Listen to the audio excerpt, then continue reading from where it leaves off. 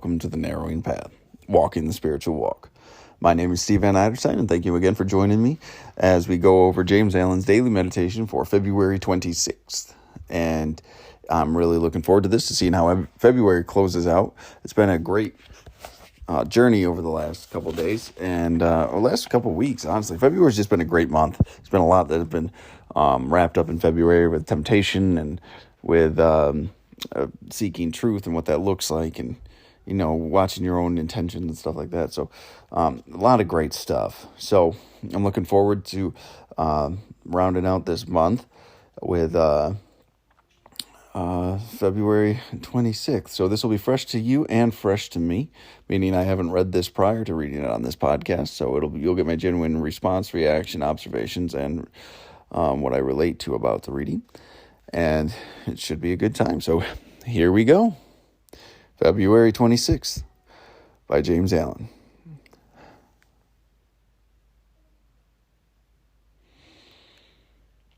In solitude, a man gathers strength to meet the difficulties and temptations of life.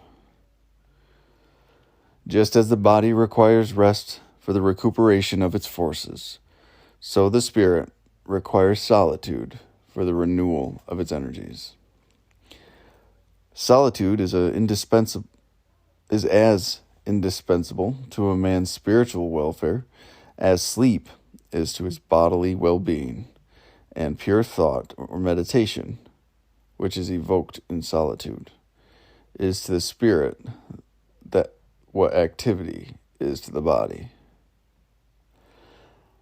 As the body breaks down when deprived of the needful rest and sleep, so do the spirits of men break down when deprived of the necessary silence and solitude. Man, as a spiritual being, cannot be maintained in strength, uprightness, and peace except he periodically withdraw himself from the outer world of perishable things and reach inwardly towards the abiding and imperishable realities. He who loves truth, who desires and seeks wisdom, will be much alone.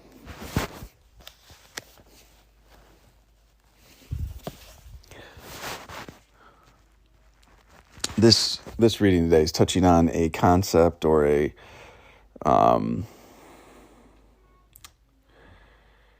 action. I guess it's an action that I don't always keep in mind. Prayer, meditation, things I practice. I mean, obviously eating well and rest and all of these things I do, but solitude isn't always a thought foremost on my mind. I will say that. I just don't think about it. But I will say that when I remember it, and I remember to practice this discipline, to have solitude, which means me by myself in silence, as difficult as it may be, given your home circumstances and work circumstances, you don't know. When I practice it, I'm much better for it. And I don't know. I don't have a amount of time you should practice it. I don't have a set schedule. Like I said, this is still one I forget about. Solitude.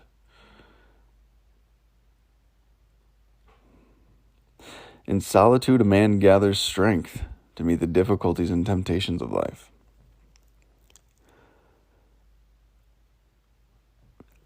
I feel strongest when I take some time for me. And I'm not saying for me to do something I like. I'm not saying for me to sleep more or take a, just self-care day, whatever it is. Like actually being by myself without necessarily a dictate or a plan, just to be with me. It does help me feel stronger. It really does. It gives me a sense of collection of myself. I'm not necessarily good at this. I'm an extroverted person. I enjoy most of the time being around other people, but it's not always a good thing for me. It's my go-to. Honestly, it's my go-to. So I have to practice. I've noticed throughout my spiritual growth and my sobriety, I need time for just me. I might not need it as much as others, or I might need more. I don't know. I don't think I need as much necessarily, just due to my personality type, but I do need to take it, and I forget that often because I sometimes can overcommit myself, overschedule myself. He goes into a pretty awesome comparison right here, like a pretty, drawing some pretty distinct things to relate it to. Just as the body requires rest for the recuperation of its forces, so the spirit requires solitude for the renewal of its energies. Solitude is rest for the spirit. Solitude is as indispensable to a man's spiritual welfare as sleep is to his bodily well-being. And I believe that to be true. And I don't think it's known as well. Obviously, everyone knows they have to sleep. But to collect yourself to be spiritually well takes solitude. And I didn't know that. I just didn't know that. I didn't know I needed that time for a long time. I just thought there was something wrong with me, and I would get in these funks, and I would get in these ways of thinking where I would blame myself and be self-condemning and self-hating and self-loathing. And when in reality, if I just took some time more often to be by myself, learn to be in solitude rather than isolation. There's a very big difference. Do not isolate, but have solitude, purposeful, alone time is important. It's as important, he says here, as sleep is to its bodily well-being. He goes on and he says, and pure thought or meditation, which is invoked in solitude, is to the spirit what activity is to the body.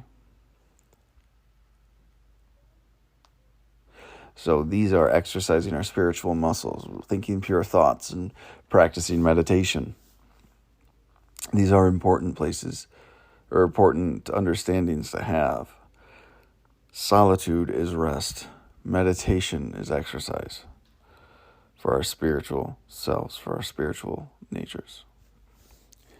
And I agree with this. I really do. I see the value in it. I've experienced the value in it, and I believe as well. Like, it's just like if you play sports without getting enough rest and food, trying to meditate without having some solitude to just yourself, there's a difference. There's a very large difference there. He goes on again to say, as the body breaks down when deprived of the needful rest and sleep, so do the spirits of men break down when deprived of the necessary silence and solitude. And that's what I was kind of just talking about. When I strafe away from getting any alone time, just for the alone time, for my own soul, my own mind, my own collection of thoughts and emotions, when I can do that,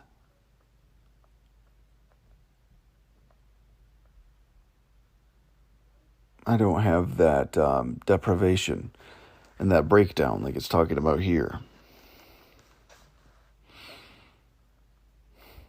That's why I have to be more aware of these things. I'm really grateful, actually, for today's reading, because it's a reminder. This is a very direct reminder. Take alone time. for myself. This doesn't mean alone time at work, because we'll always have that undertone of, hey, I'm at work right now. Like, this is intentionally supposed to be alone time. Like I said, not isolation, not running and hiding from the world, but some time to be alone to better engage the world.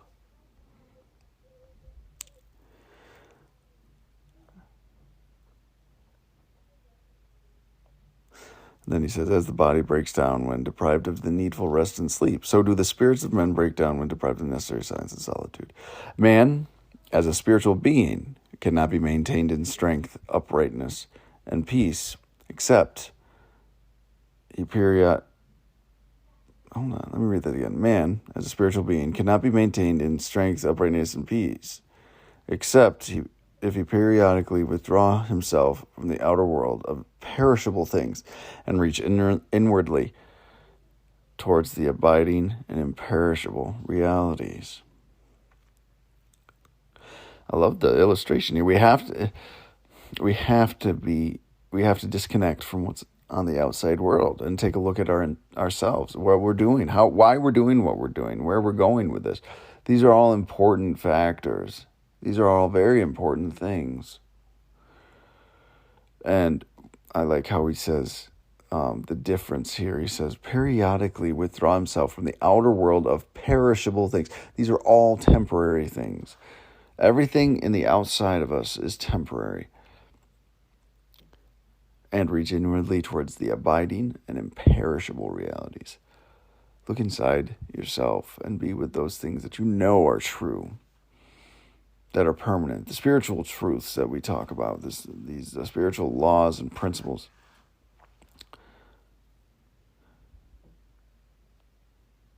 Reach inwardly towards the abiding and imperishable realities. Those spiritual truths really do resonate with us when we are willing to admit and accept them. They can change your whole perspective, outlook on life.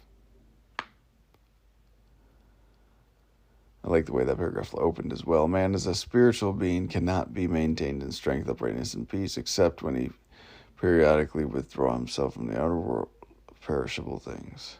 When he disconnects from all of those things we talk about, those things that are born from solely self-interest most times. Like power, prestige, money, cars, people we're dating, how they make us look. When we withdraw from those things, we disconnect, we remove our dependency upon those things, we've got a chance. We've got a chance to reach inwardly and do the real work that the spiritual life requires. And then this reading ends with something I found to be very true. He who loves truth, who desires and seeks wisdom, will be much alone.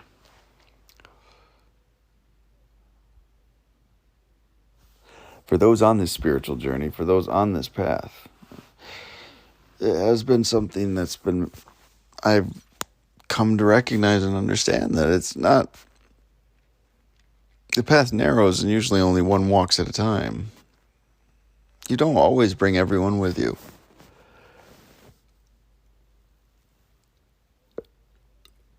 When you can accept that, allow other people the dignity of their own journey, and you're right where you're at, instead of trying to force them to come along with you,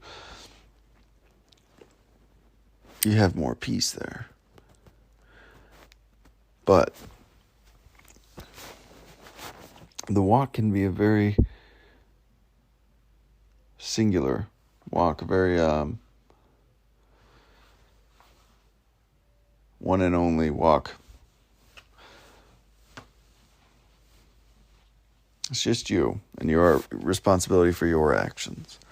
And that's not always the easiest pill to swallow. He who loves truth and who desires and seeks wisdom will be much alone. Because when you find truth, not a lot of people actually want to hear it. This is the unfortunate reality that we live in. So, but that was awesome.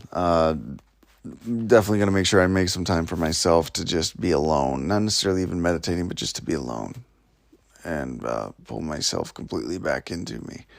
Because I'll start putting myself out there to people. I'll start giving too much here and giving too much there, and then suddenly I don't have enough left for me. So it was a great reminder right now to be aware of that and practice differently. So